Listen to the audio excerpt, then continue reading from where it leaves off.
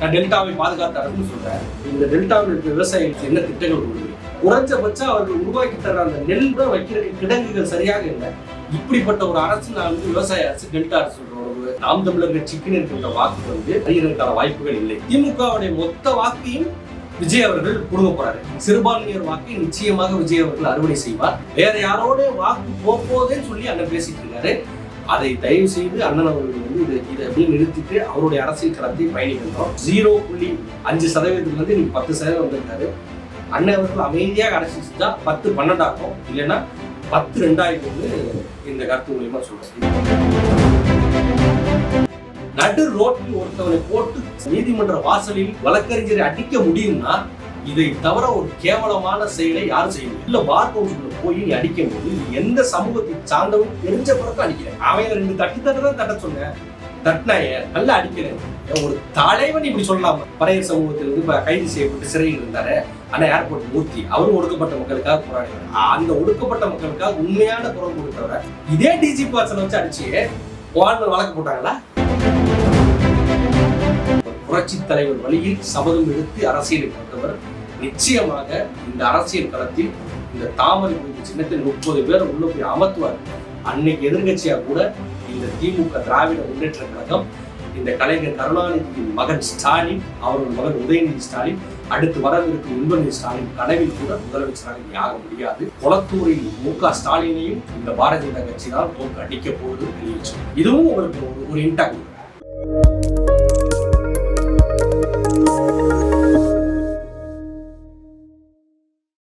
மக்கள் செய்திகள் நேயர்களுக்கு வணக்கம். இன்று நம்முடன் இணைந்திருப்பவர் பாண்டியராஜன், பாஜக நிர்வாகி. வணக்கம் அண்ணா. சீமான் அவர்கள் வந்து கேட்டிருந்தாங்க, கள்ளக்குறிச்சியில கள்ளச்சாராயம் குடிச்சு இறந்தா 10 லட்சம் ரூபா கொடுக்குறீங்க, நடிகர்களை பார்க்க போய் இறந்தா 20 லட்சம் ரூபா கொடுக்குறீங்க. ஆனா விவசாயிகள் வந்து மின்னல் தாக்கி இறந்தாலோ இல்ல அவங்களோட பயிர் வந்து வெள்ளத்துல அடிச்சுட்டு போனாலோ 3 லட்சம் 50,000 தான் கொடுக்குறாங்க. என்ன நாட்டில் நம்ம வாழ்ந்துட்டு இருக்கோம்னு கேட்கிறாரு. இது கொஞ்சம் பாருங்க. சொன்னல இதே கேள்விகளை வந்து முதலமைச்சர் கேட்கும் போது போய் சொல்ல மாட்டார். ஏன் சொல்ல மாட்டா? அவர் எழுதி வச்சிருக்க மாட்டார். நீங்க கொஸ்டின்ஸ் கேட்க முன்னாடி ஆன்சர் அவர் சொல்லிடுவார். நீங்க நல்லா எல்லா பிரஸ் மீட்லையும் கவனிங்க. தமிழக முதலமைச்சர், ஆகச்சிறந்த முதலமைச்சராக இருக்கக்கூடிய நம்மளுடைய ஸ்டாலின் அவர்கள் மிக ஆகச்சிறந்த முதலமைச்சர், மக்களை காக்க மறந்த முதலமைச்சர் என்ன பண்ணுவாருன்னா, உடனடியாக நீங்க கொஸ்டின்ஸ் கேட்குறீங்கன்னா அதுக்கு முன்னாடி ஒரு ஆன்சர் சொல்லிடுவார். ஏன்னா இவர் எழுதி வச்சிருக்க கொஸ்டின்ஸ் எவனா ஒரு வேற ஒரு கொஸ்டின், நீ யாரு உட்காரு பதில் இல்லை, அதுக்கு விடை கொடு. அண்ணாமலை அவர்கள் விடை கொடுப்பார்ல. எத்தனை கொஸ்டின்ஸ் நீங்க ராங் கொஸ்டின்ஸ் கேட்கும்போது அண்ணாமலை அவர்கள் விடை கொடுத்துருக்காருல. ஏங்க இதே வந்து இங்க வந்து உள்துறை அமைச்சர் அமித்ஷா அவர்கள் வரும்போது நீங்க கொஸ்டின்ஸ் கேட்டீங்க, அதுக்கும் விடை கொடுத்துருக்காங்க. நீங்க ஏன் கொடுக்க மாட்டீங்க? எடப்பாடிக்கிட்ட 1000 கேள்வி கேட்குறீங்க. ஐயா எடப்பாடி அவர்கள் வந்து நடந்து போகும்போது நீங்க இது பண்ணிட்டீங்க ஏன் 4 வருஷம் ஆட்சியே முடிய போதியா? நீ என்ன பண்ண? உங்க ஆட்சியில் அது பண்ணல, உங்க ஆட்சியில் அது பண்ணல. ஆட்சி அவங்க ஆட்சியில் பண்ணல. ஒரு 4.5 வருஷம் முடிஞ்சிருச்சு. உங்க ஆட்சி 6 மாசம் தான் இருக்கு. நீ என்ன பண்ண? ரோடு போட்டியா? போடல. மக்களுக்கு வந்து நல்லது பண்ணி கொடுத்தியா? பண்ணி கொடுக்கல. அப்புறம் உன்னை அவரை தவறாதான் சொல்லுவாங்க, வேற நல்லதான் சொல்லுவாங்க. உன்னைய சீமானவண்ணன் அவர்கள் வந்து சொல்ற கருத்துக்கள்ல எல்லா கருத்தையும் ஏற்றுக்க முடியுமானான்னு தெரியல. ஆனா வந்து அவர்கள் வந்து 40,000 கொடுக்குறாங்க, 30,000 கொடுக்குறாங்க. நிச்சயமாக 2026 காட்சிகள்லாம் மாறும்போது விவசாயிகளுக்காகவே உயிர் திறந்த ஒரு பிரதமர் இந்த மண்ணில் இருக்கின்றார். அந்த பிரதமர் தலைமையிலான ஆட்சிகள் அமையும் போது நிச்சயம் நடக்கும். இந்த விவசாயிகளுக்கு எண்ணற்ற தேவைகள், திட்டங்கள் வந்து மத்திய திட்டங்கள் இருக்கு, அது நடக்கும். ஏன்னா நீங்க சாபப்பட்ட ஒரு முதலமைச்சர், நம்மளுடைய சாபப்பட்ட ஒரு முதலமைச்சர் இருக்கனால வந்து நீங்க வந்து திமுக காரன் செத்தா 5 லட்சம் கொடுப்பீங்க, அதுவும் இறப்பு தான். அப்புறம் வந்துட்டு உங்க நாள் உயிரிழந்தவர்கள் வந்து ரொம்ப நாள் தான் பண்ணாங்க, மறைக்கணும்னா சொல்லி 30 லட்சம் 50 லட்சம் 1 கோடி உனக்கு வேலை தர்றேன் பேரம் பேசி அஜித் வீட்டில் போய் உங்களால் பணம் கொடுக்க முடியும். ஆனால் நீ சாப்பிட்ற சாப்பாடை விளைய வச்சு தருகின்ற விவசாயிகளை செத்தான்னா பாதுகாக்க மாட்டேன். அப்படிப்பட்ட அரசு தான். அப்புறம் டெல்டா அரசு, நான் டெல்டாவை பாதுகாத்த அரசுன்னு சொல்றேன். இந்த டெல்டாவில் இருக்க விவசாயிகளுக்கு என்ன திட்டங்கள் கொண்டு வரீங்க? ஏங்க குறைஞ்சபட்சம் அவர்கள் உருவாக்கி தர்ற அந்த நெல்லை கூட வைக்கிற கிடங்குகள் சரியாக இல்லை.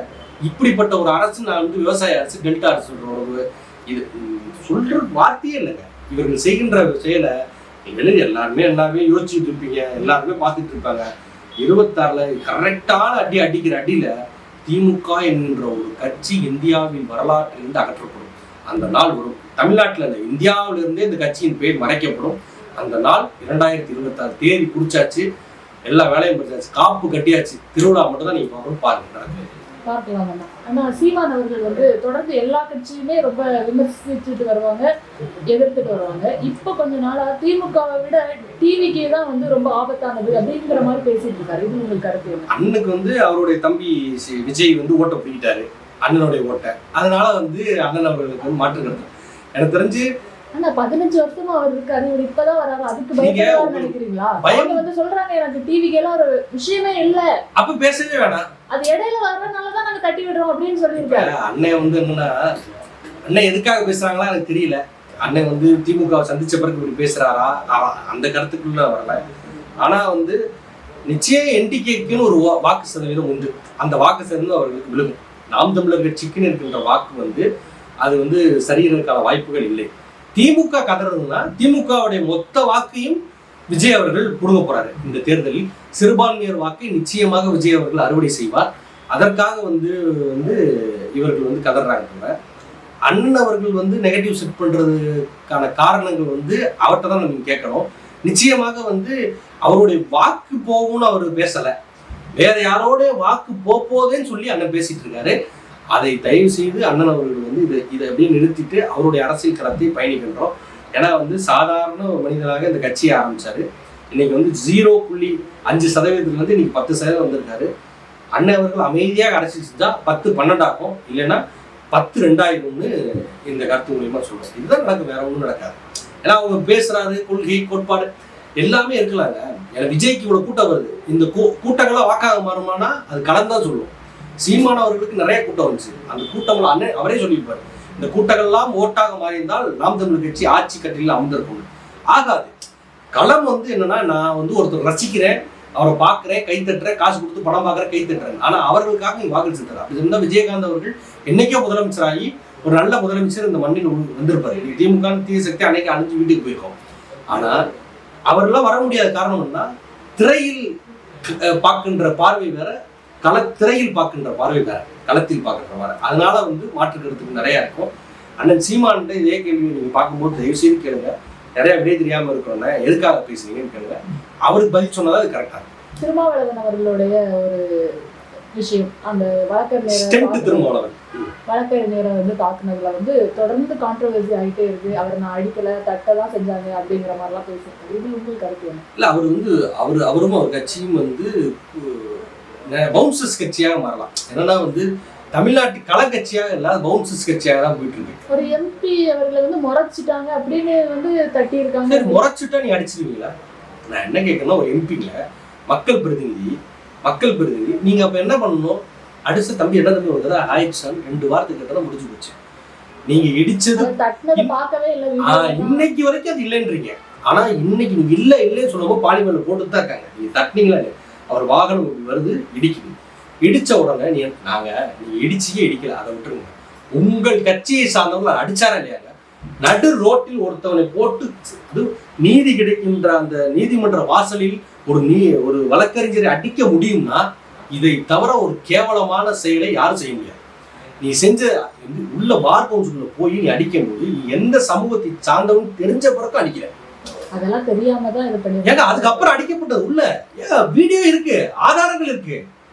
நீங்க இந்த வழக்குல சரிங்க நீங்க அதெல்லாம் விட்டுருங்க. வெளியில அடிச்சிங்களங்க, அடிச்ச உடனே நீங்க அடிச்சதுக்கு வழக்கு பதிவு பண்ணீங்களா? நீங்க பண்ணீங்களா இல்லையா வழக்கு? இதுல வந்து திருமாவளவன் தவறே இல்லை. திருமாவளவனே சொல்றாரு, அவையில 2 தட்டு தான் தட்ட சொன்னேன், தட்டினாய நல்லா அடிக்கிறேன். ஒரு தலைவன் இப்படி சொல்லலாமா? தட்டினாங்கன்னு சொன்னது சரி, தட்ட சொன்னேன்னு சொன்னது என் கண்ணு முன்னாடி தட்டினது ஒண்ணுதான். ஏங்க தடுத்திருந்தா நான் தட்ட சொன்னேன்னு அர்த்தங்க. அடிக்கிறதை வேடிக்கை பார்த்தா என்ன? நீங்க ரோட்ல ஒருத்தர் அடிச்சுக்கிட்டு இருக்காங்கன்னா அதை போய் கேட்கணும். அடிச்சதுயா அடிக்க சொன்னது ஆர்எஸ்எஸ் இருக்காங்க. அதுக்கு முன்னாடி ஆர்எஸ்எஸ், பிஜேபி, காங்கிரஸ் எல்லா கட்சியுமே இருக்குங்க வச்சுக்கோங்க. ஆனா நீங்க அடிச்சது தப்பா தப்பு இல்லையா? இன்னைக்கு வரைக்கும் அதுக்கு யாரும் வழக்கு சொல்ல மாட்டீங்க. அடிக்க சொல்லிட்டு வேடிக்கை பார்த்துட்டு இருந்தாரு. அவர் வந்து என்ன பண்றாரு, அடிக்க சொல்லிட்டு அங்க நின்று சரியான ஒரு தலைவனாக இங்க இருந்திருந்தா நீ இறங்கி என்னப்பாச்சு அடிபடிச்சாப்பா, இல்லப்பா ஒண்ணு இல்லைன்னு கேட்டு போயிருந்தா ஆக சிறந்த தலைவர் இந்த தமிழ் இந்தியாவிலே நீங்க சிறந்த தலைவனா இருந்திருப்ப. அதை விட்டுட்டு நீ வந்து இடிக்க வந்த ஒரு தலைவனை இடிக்க வந்துட்ட. இசட் பிரிவு கொடு, நீ என்ன பெரிய தலைவன்? அடுத்தவனை அடிக்க விட்டு வெடிக்க போக நீ தலைவன், உனக்கு இசைப்பதி பாதுகாப்பு உங்களுக்கு வந்து மத்திய அரசு ஒன்று கொடுக்குமா? கேட்குற கேள்விக்கு பதில் சொல்லு. எழுச்சி தமிழர்னு கொண்டாடுறாங்க. என்ன தம்பி என்ன எழுச்சி பண்றாரு அதையே சொல்லுங்க. இந்த மக்களுக்கு என்ன எழுச்சி பண்ண? மக்களை அடிச்சதை தவிர வேற என்ன எழுச்சி பண்ணிருக்காரு? இந்த நாட்டுல அதிக கலவரங்களை உருவாக்கிய தவிர திருமாவளவன் அவர்கள் கூட்டங்களும் ஒடுக்கப்பட்ட மக்களுக்கு ஒரு தலைவரா இருந்து அந்த மக்களை மேல கொண்டு வரதுக்காக உழைச்சிட்டு இருக்காரு. அவரை நம்பி அத்தனை குடும்பங்கள் இருக்கு, அத்தனை மக்கள் இருக்காங்க. இதே பூவே ஜெகன்மூர்த்தியா இருக்காரு. அவரும் ஒடுக்கப்பட்ட மக்களுக்காக உருவாக்கப்பட்டவர். என் அண்ணன் வந்து இப்போ ஒரு பறையர் சமூகத்திலிருந்து இப்போ கைது செய்யப்பட்டு சிறையில் இருந்தாரு அண்ணன் ஏர்போர்ட் மூர்த்தி. அவரும் ஒடுக்கப்பட்ட மக்களுக்காக போராடிவார். அந்த ஒடுக்கப்பட்ட மக்களுக்காக உண்மையான குரல் கொடுத்தவரை இதே டிஜிபி வாசலை வச்சு அடிச்சு வாழ்நாள் வழக்கு போட்டாங்களா? ரவுடிசம் பண்ணிட்டு இருக்க நீ. கோர்ட் வாசல் அடிக்கிற, டிஜிபி அலுவலுக்கு முன்னாடி அடிக்கிற ரவுடியா? கேட்கிற காலையில அந்த நாட்டுல அதுக்கு எல்லாத்தையும் இவர் எல்லாமே ஆளை வச்சு அடிப்பாரா? அடிச்சுட்டு இசைப்பிரி பாதுகாப்பு எனக்கு வேணும். ரவுடிசம் பண்றவங்க கட்டப்பதியா கூட சிறைக்கு போகணும். இசைப்பிரி பாதுகாப்போட ரோட்ல நடக்கக்கூடாது. இந்த வழக்குல நிச்சயமா ஏவன் குற்றவாளி இவர்தான். இவர் சிறைக்கு போறாரா இல்லையா எழுதி வச்சுக்கோங்க. இந்த இதே வழக்குலதான் பாஜகவினர் என்ன மிரட்டுறாங்க, பிசிஆர் வழக்கு அப்படிங்கிற ஒரு இஷ்யூ போயிட்டு இருக்கு தெரியுமா? பிசிஆர் வந்து பிசிஆர் முதல்ல பிசிஆர் வழக்கு இருக்குங்களா? பிசிஆர் வழக்கு எதுக்காக கொண்டு வரப்படும்? இப்ப மேல் சமூகத்தினர் வந்து ஒரு குறிப்பிட்ட நான் என்ன சொன்ன பிசிஆர்னே இருக்கக்கூடாது. நீங்க என்ன சமநீதி சமத்துவம் வேணும்னு கேக்குறீங்களா? அப்ப பிசிஆர் ஆக்டே இருக்கக்கூடாதுன்றேன். இன்னும் அதிகமா அவங்களுக்கு எதிரான சம்பவங்கள் நடக்குமோ? நீங்க என்ன கேட்கணும்னா இங்க வந்து பிரிச்சு பார்க்க கூடாது, இது வந்து சமத்துவமா இருக்குன்னு சொல்லி கேட்கறது நீங்க தான். சமநீதியா எல்லாரையும் பார்க்கணும்னு சொல்றோம் நீங்க தான். பிசிஆர் ஆக்ட்ல வழக்கு போடணும்னு சொல்றோம் நீங்க தான். அதை விட்டுருவோம். இந்த பிசிஆர் வழக்கு இருக்குல்ல, பிசிஆர் வழக்கு எதுக்காக உருவாக்கப்பட்டது? மக்கள், இந்த தாழ்த்தப்பட்ட மக்கள்களே, எஸ்சி எஸ்டி மக்கள்களை வந்து நீங்க வந்து பாதிக்கப்படும் போது அவர்கள் பெயரை சொல்லி திட்டும் போது அவங்க அப்ப அந்த காலத்துல அடக்குமுறை அதிகமாக இருந்துச்சு. உடனடியாக வந்து நாங்க போராடணும். இப்பதான் நீங்க தான் எழுச்சி தமிழ் ஆயிட்டீங்களே, உங்களுக்கு எதுக்கு அந்த ஆக்ட்? நான் என்ன கேட்கிறேன்னா, திருமாவளவன் அவர்களை சொல்றேன், ஆயிட்டீங்களே எழுச்சி தமிழ். நான் தான் எழுச்சி தமிழர். எனக்கு வந்து அப்புறம் எதுக்கு நீங்க அந்த பிசிஆர் ஆக்ட்ல கொண்டு வரணும், கைது பண்ணணும், எங்களை தப்பா பேசிட்டேன்னு சொல்லி போராட அதிகமாக பிசிஆர் ஆக்டை வந்து போடணும்னு சொல்லி வழக்குகளை பதிவு செய்தவர்களுடைய பட்டியல்களை எடுத்து பார்த்தீங்கன்னா 99% திருமாவளவன் கட்சி, விடுதலை சிறுத்தைகள் கட்சியை சார்ந்தவர்கள் தான் அந்த வழக்கு போட்டிருப்பாங்க. ஏன் மற்ற கட்சிக்கே அது சம்மந்தம் இல்லையா? பாதிக்கப்பட்டவங்க போட்டிருப்பாங்க. ஏங்க மற்ற கட்சி பாதிக்கப்படலையா? ஏங்க பாதிக்கப்பட்டதுக்காக இந்த வழக்கு போடல. இந்த வழக்கு நீங்க உடனே ஒருத்தவங்க பிரச்சனைன்னு சொன்னா இந்த வழக்குல வந்து பிசிஆர் ஆக்ட்ல நீங்க கைது பண்ணா என்ன ஆகும்? ஒரு நான் உடனே அரெஸ்ட், கைது பண்ணி இவர்களே உள்ள போகணும். பிசிஆர் ஆக்ட் சட்டம் எதுக்காக கொண்டு வரப்பட்டது?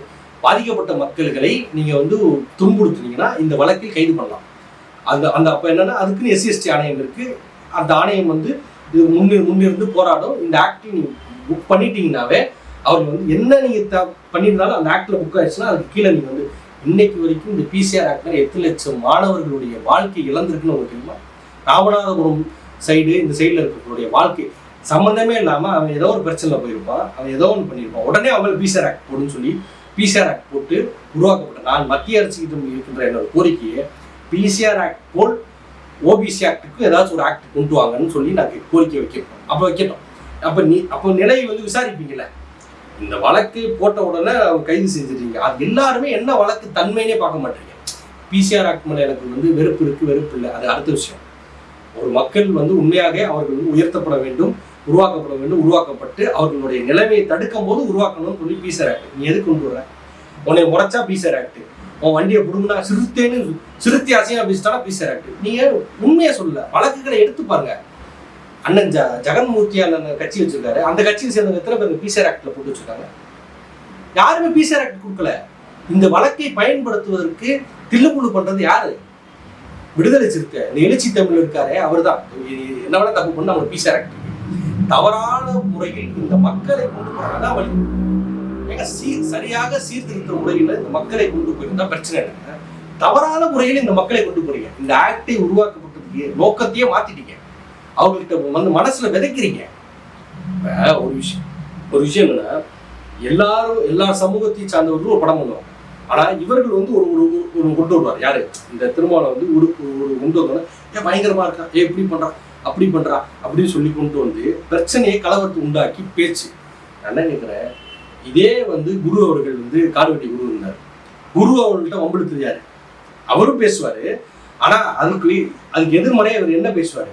என் சமூகத்து நீ என் மேல கை வைன்னு அவர் சொல்லுவாரு. நீ என் சமூகத்து மேல கை வச்சு பாரு யாரும் சொல்லுவாரு. அப்ப அந்த கலவரத்தை உருவாக்குறாரு. ஏங்க இங்க எஸ்சி எஸ்டி, அதான் பல்லர் பறையர் எல்லாருமே இங்க இருக்காங்க. அவர்களோட வேலையை அவங்க பார்த்துட்டு இருக்காங்க. அந்த வேலையை பார்க்க விடாம தடுக்கின்றது விடுதலை சிறுத்தை கட்சியை அழிக்கணும். நான் சொல்லல, அண்ணன் ஏர்போர்ட் மூர்த்தி உண்மை பறையர் அண்ணன் ஏர்போர்ட் மூர்த்தி சொல்லியிருக்காரு. இந்த நாட்டிற்கு தீண்டாமையை வந்து அழிக்கணும்னு சொல்லி அதை வந்து மிக பிரம்மாண்டமா உருவாக்கிட்டு இருக்க திருமாவளவனையும் விடுதலை சிறுத்தை கட்சியும் இந்திய கட்சியிலிருந்து அகற்றப்படணும்னு சொல்லி போராடிக்கிட்டு இருக்காரு. அவர் கேட்கறது என்ன தப்பு? அவரோட நியாயத்தை யாரும் கேட்க மாட்டீங்க. அவரும் பழைய சமூகத்துக்கு பிறந்தவர் தான். அவர் வெளிப்படையா நான் பறையன்றாரு. நீங்க யாருன்னு வெளிப்படையா சொல்லுங்க போல. அப்புறம் ஒடுக்கப்பட்ட மக்களுக்கு உருவாக்கப்பட்டதுன்னு சொல்லுங்க. காந்தி அவர்கள் பாதிக்கப்பட்டார்ல, இந்த ராஜீவ்காந்தி வழக்கறிஞர் ராஜீவ்காந்தி பாதிக்கப்பட்ட அவர் ஒரு சமூகத்தை சார்ந்தனால அவர் முத்திர குத்தி அவர் பிரச்சனை பண்ணீங்க. ஆனா அடிச்ச ராஜீவ்காந்திக்கு இன்னும் நீதி கிடைக்கல.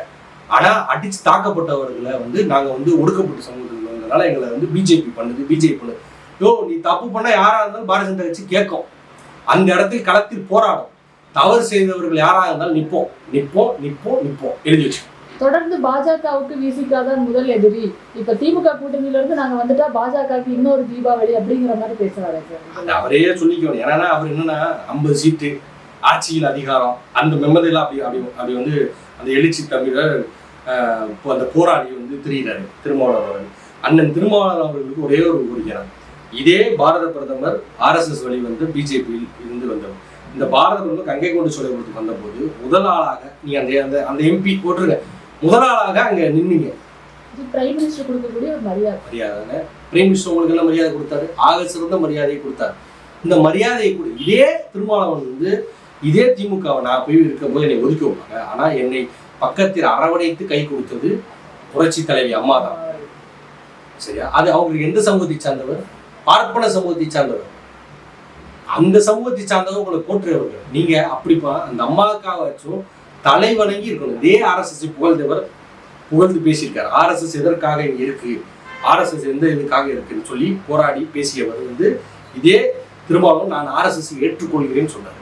இப்ப நான் ஏற்றுக்கொள்கிறேன்னு சொல்லியிருக்காரா சார்? பேசியிருக்காரா இல்லையான்னு பார்த்தேன். RSS என்னென்ன செய்யுது இந்த மக்களுக்காக? RSS எதுக்காக இருக்கு? நான் RSS நான் போட்டுக்கிறேன் சொல்லிட்டு அப்புறம் நீ என்ன வேணா பேசிக்கிறேன். ஆனா RSS போந்தீங்களா இல்லையா? RSS வந்து இப்படிலாம் வேலை பார்ப்பாங்க அப்படி ஏத்துக்கிறதா அர்த்தம். நீங்க இந்த மாதிரியான வேலைகளை செய்யறாங்க RSS, இந்த மாதிரியான பயணங்கள் செய்யறாங்க RSS. உண்மையாகவே அந்த தொண்டர்களுக்காக RSS காரங்க இருக்காங்க, ஒத்துக்கிட்டீங்களா? அப்ப என்ன பிரச்சனை? அப்ப பிஜேபி ஏத்துக்கிறதா சமம், RSS ஏத்துக்கிறதா சமம். அப்ப RSS இந்த நாட்டு மக்களை அழிக்கல. நான் சொல்லல, அண்ணன் திருமாவளவனே சொல்லியிருக்காரு. உண்மைதானே? அப்ப நீங்க பேசவே கூடாது. இப்ப இது எப்படி தான் இருக்கும்? இந்திரா காந்தி பிரியிலையும் அம்மையார் இந்திரா காந்தி பிரியிலையும் ஐயா ராஜீவ்காந்தி பிரியிலையும் வந்து இப்ப காந்தியை கொண்டது வந்து கோட்சை இல்லைன்னு அவர்களே வந்து அந்த அறிக்கையை கொடுத்துட்டாங்க. ஆனா இன்னைக்கு இருக்கின்ற ராகுல் காந்தி சொல்றாரு RSS தான் போச்சு, பிஜேபி தான் போச்சு. முட்டாள் சொன்னதே உங்க வம்சாவளில் வந்த இந்திரா காந்தி அம்மா தான் வந்து உங்க பாட்டி இந்திரா காந்தி அம்மா தான் சொல்லியிருக்காங்க. கொன்னது அவர்கள் இல்லை, அவர்கள் போட்ட ஒரு அறிக்கையை தான் வெளியிட்டிருக்காங்க. வெளியிட்டீங்களா இல்லையா?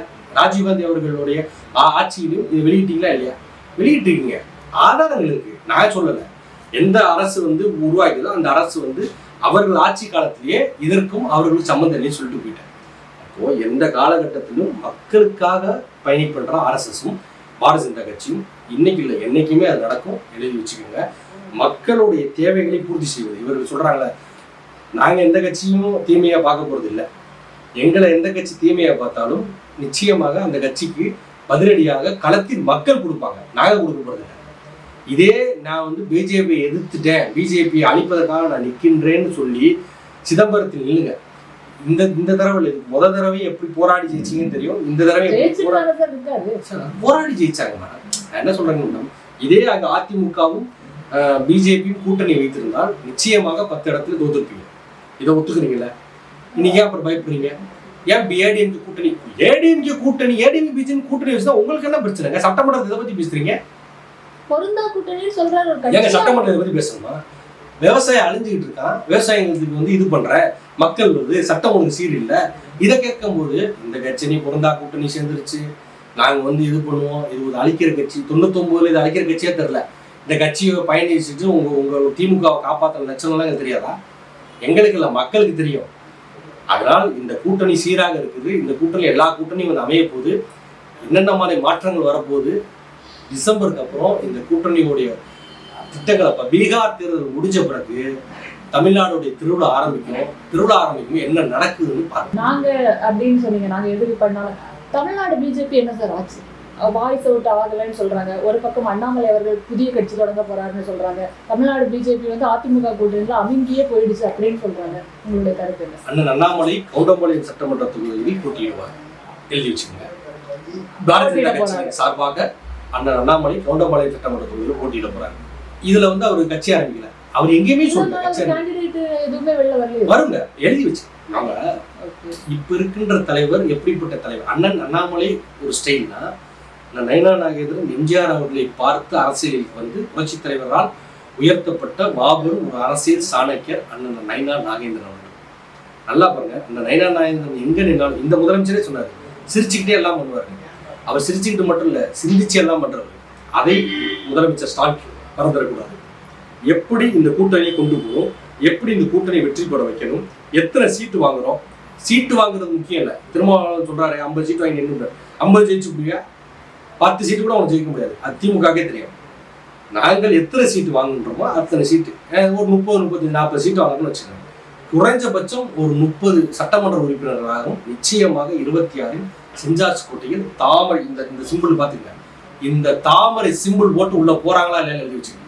நிச்சயம் நடக்கும். இந்த தாமரை சிம்பிள்ல 30 பேர் நிச்சயமாக உட்கார வைப்பார்.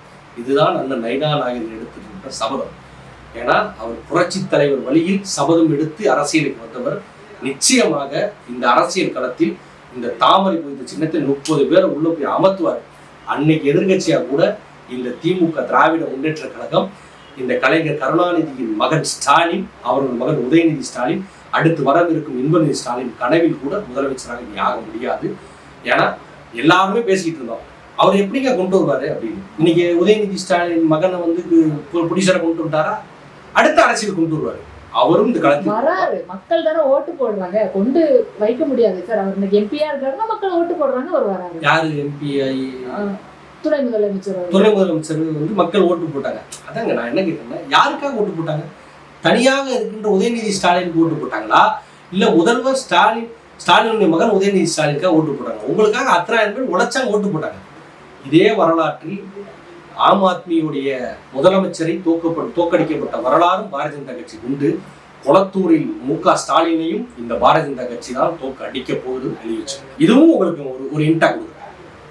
ஓகேண்ணா, இவ்வளவு நேரம் நாங்கள் கேட்ட கேள்விகளுக்கு மிக பொறுமையாகவும் தெளிவாகவும் பதிலமைத்ததற்கு நன்றி. ரொம்ப நன்றி.